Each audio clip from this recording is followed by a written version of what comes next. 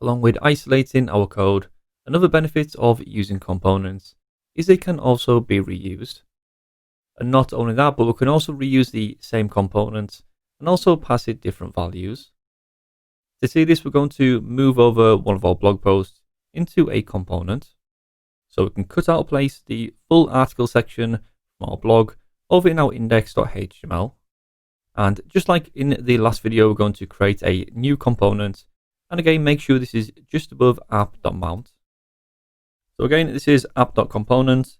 And the first argument is going to be the name, which I'm going to call the blog-post. Separated by a comma, we pass in our object. And this is going to take in our template, which is multi-line. So again, we use the backticks. Paste in our article. And for simplicity, we're going to remove the for loop. And we can also change this to be simply a title and the body section. So we're going to pass this down a single post.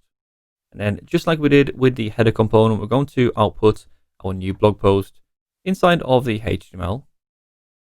And this is going to be placed back inside of our blog section. This time though, rather than having the data inside of the component, just like we did with the header section, this time we're going to pass the data down to this component using props. Props are just like regular attributes which we can use to send the data the component needs. And this component needs the title and also the body. And the way to do this, just like an attribute, is to go into the opening tag of blog post. And first of all, we can pass the title. And this is just some sample data for now, so we can give this any title which we want. This also needs the body section too. So we can give this a second attribute or a second prop. And again, this is going to be a simple string. Since this is a component, we can also reuse this too. So let's copy and paste this in, change the title. Each time we do this and reuse a component, each component instance is independent of the other ones and also has its own data, which is also referred to as state. Meaning although we have two separate blog posts, they will not conflict with each other. So we've passed our two props, we've passed the title and also the body. However though, these are not automatically assigned to these variables. One thing we need to do first is to declare exactly what props this component expects to receive. Since we are receiving multiple props, we can add this as an array and then add a comma at the end. The first prop is the title and then the second one is the body. This now means both of these props are now available to use inside of our template. Let's try this out over in the browser. We now have our two blog post components, each one with independent data. Although this works completely fine, it's not an efficient way of creating, say, 100 blog posts. So a better way to do this would be to reuse this component with a v-for loop.